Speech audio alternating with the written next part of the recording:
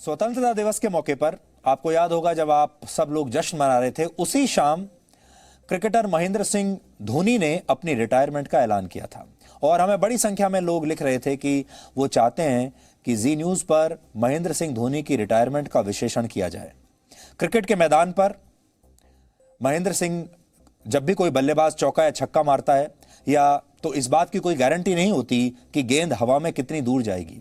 ये बल्लेबाज के शॉट और उसकी कलाइयों की ताकत पर निर्भर करता है, लेकिन एक बल्लेबाज ये भी अच्छी तरह जानता है कि वो हर गेंद को बाउंड्री के पार नहीं भेज सकता और कई बार उसे विकेट पर रुककर खेलना होता है। तो कई बार वो एक एक रन लेकर दूसरे बल्लेबाज को मौका देता है, एक सिंगल लेता है ताकि दूसरे बल्लेबाज को मौका मिल जाए जिसकी फॉर्म उससे बेहतर होती है। जीवन का भी यही फलसफा है। जीवन में आप जो कर रहे हैं उसे करते हुए आप कितनी दूर तक जाएंगे इसकी कोई सीमा तय नहीं है, लेकिन जीवन में आपको कहां रुकना है, कहां बैकफुट पर जाना है, कहां डक करना है, कहां अपनी जगह दूसरों को मौका देना है, ये आप जरूर खुद तय कर सकते हैं। भारत की क्रिकेट टीम के पूर्व कप्तान महेंद्र सिंह धोनी ने अंतर्राष्ट्रीय क्रिकेट से संन्यास ले लिया है। जो लोग क्रिकेट को देखते हैं उनके लिए एक बहुत बड़ी खबर है कि वो रिटायर हो गए हैं और जो लोग उनके फैंस हैं वो भी बड़े निराश हैं। लेकिन आज जो विश्लेषण हम कर रहे हैं उसके लिए आपको धोनी का फैन होना जरूरी नहीं है, आपको क्रिकेट का विशेषज्ञ होना जरूरी नहीं है, आपको क्रिकेट का फैन होना जरूरी नहीं है। आप चाहे किसी भी क्षेत्र में काम करते हो, आपके लिए यह विश्लेषण कुछ ना कुछ जरूर आपको देकर जाएगा। महेंद्र सिंह धोनी ना तो सचिन तेंदुलकर की तरह दुनिया के सर्वश्रेष्ठ बल्लेबाज थे और ना ही शायद दुनिया के सर्वश्रेष्ठ टेक्निक वाले विकेटकीपर थे, यानी बहुत स्टाइलिश बैट्समैन भी नहीं थे और टेक्निक के हिसाब से दुनिया के सर्वश्रेष्ठ विकेटकीपर भी नहीं थे, लेकिन फिर भी दुनिया के सफलतम बल्लेबाजों में हैं, फिर भी दुनिया के सफलतम विकेटकीपर्स में हैं और दुनिया के सफलतम कप्तानों में हैं। फिर भी उन्हें उनके प्रयासों और उनके पुरुषार्थ के लिए हमेशा याद किया जाएगा। एक छोटे से शहर से संबंध रखने वाले 39 वर्ष के महेंद्र सिंह धोनी 16 साल तक भारतीय क्रिकेट टीम का हिस्सा रहे, लेकिन इस दौरान उन्होंने सफलता का सपना देखने वाले देश के करोड़ों लोगों को जो सिखाया, आज उसके बारे में जानने का दिन है। और इन लाइफ लेसन्स के लिए आपको क्रिकेट का शौकीन होने की भी कोई जरूरत नहीं है। आप कोई भी काम करते हैं, आपके लिए इस कहानी में एक लाइफ लेसन छुपा हुआ है। धोनी से पहली सीख ये मिलती है कि आपको हमेशा एक मैच फिनिशर की भूमिका निभानी चाहिए। धोनी बिल्कुल ऐसा ही करते थे, यानी जीवन में जो चुनौतियां आए उनसे डरकर बीच रास्ते में ही हथियार मत डालिए, बल्कि एक मैच फिनिशर की तरह जीत कर ही दम लीजिए। आपको बीच में रुकने की आवश्यकता नहीं है, चाहे आप किसी भी प्रोफेशन में हैं, किसी भी क्षेत्र में हैं, अपना मैच जो आप खेल रहे हैं उसे पूरा करके और जीत कर ही मानिए, यानी फिनिश करके मानिए। दूसरी बात, आप उनसे यह सीख सकते हैं कि आपको किसी का अनुसरण करने की जरूरत नहीं है, बल्कि आपको अपना रास्ता खुद बनाना चाहिए। अनुसरण करके आप किसी की सस्ती कॉपी तो बन सकते हैं, लेकिन अपनी खुद की पहचान नहीं बना सकते। तीसरी बात कि कुछ भी असंभव नहीं है जीवन में, नथिंग इज इम्पॉसिबल। धोनी ने अपने 16 वर्ष के करियर में भारत को कई ऐसे मैच जिताए जिनमें हार निश्चित थी। इसलिए जीवन के स्कोरबोर्ड पर चुनौतियों का रन रेट कितना ही ज्यादा क्यों ना हो, कितना ही बड़ा क्यों ना हो, आपको मैदान में डटे रहना चाहिए। और धोनी खुद एक बहुत छोटे से शहर में पैदा हुए थे। छोटे से शहर में उन्होंने अपने क्रिकेट जीवन की शुरुआत की थी और जहां वो खेलते थे वहां खेलने वाले किसी खिलाड़ी के लिए भारतीय टीम में क्रिकेट खेलना लगभग असंभव सी बात थी। उन्होंने भारत के हर छोटे शहर में, हर गांव में पैदा होने वाले युवाओं को यह संदेश दिया कि उनके लिए भी रास्ते खुले हुए हैं, उनके लिए भी स्टारडम का दरवाजा खुला हुआ है, वो भी बड़े सपने देख सकते हैं। धोनी से चौथी बात आप सीख सकते हैं कि अपना दिल हमेशा बड़ा रखिए।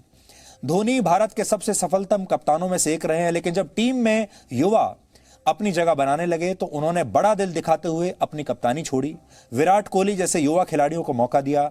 आज भी हमारे देश में लोग अपने पद और कुर्सी को वर्षों तक छोड़ना नहीं चाहते, नए लोगों को मौका नहीं देना चाहते, लेकिन युवा पीढ़ी पर भरोसा दिखाने के लिए आपका दिल बड़ा होना चाहिए और धोनी ने यही बड़ा दिल बार बार दुनिया को दिखाया है।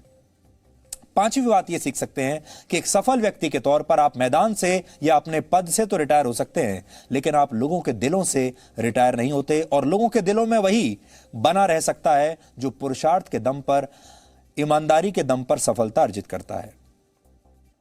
धोनी से छठी और आखिरी बात जो आप सीख सकते हैं वो ये कि करोड़ों लोगों के दिलों में जगह बनाने के लिए कई बार आपको अपनी जगह छोड़नी पड़ती है। धोनी के लिए क्या महत्वपूर्ण होना चाहिए था? टीम में अपनी जगह बना के रखना या लोगों के दिल में अपनी जगह बना के रखना? उन्होंने लोगों के दिल में अपनी जगह बनाने की कोशिश ज्यादा की, इसलिए टीम में अपनी जगह छोड़ दी और सही समय पर अलविदा कह दिया। आज जो हम आपसे बात करेंगे वो यही है कि अलविदा कहने का सही समय क्या होना चाहिए, चाहे वो रिश्तों में अलविदा कहना हो, चाहे वो अपने पद से अलविदा कहना हो, या फिर कहीं और से इस जीवन से अलविदा कहना हो। सही समय क्या है? महेंद्र सिंह धोनी ने सोशल मीडिया पर अपनी रिटायरमेंट की घोषणा करने के लिए एक बहुत खास गीत का इस्तेमाल किया। वो गाना कौन सा था जिसे उन्होंने चुना? आज आपको वो गाना सुनना चाहिए क्योंकि उसमें ही अपने आप में एक लाइफ लेसन है, और फिर हम आपको इस गाने को चुनने की वजह बताएंगे। पहले आप ये गाने की 2 लाइन सुनिए। मैं पल दो पल का शायर हूँ, पल दो पल मेरी कहानी है, पल दो पल मेरी हस्ती है, पल दो पल मेरी जवानी है। मैं पल दो पल का शायर हूँ, पल दो पल मेरी कहानी है, पल दो पल मेरी हस्ती है, पल दो पल मेरी जवानी है।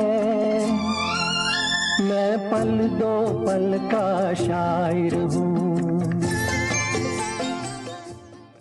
ये गीत जो उन्होंने अपनी रिटायरमेंट का ऐलान करने के लिए चुना, ये वर्ष 1976 में एक फिल्म आई थी जिसका नाम था कभी कभी।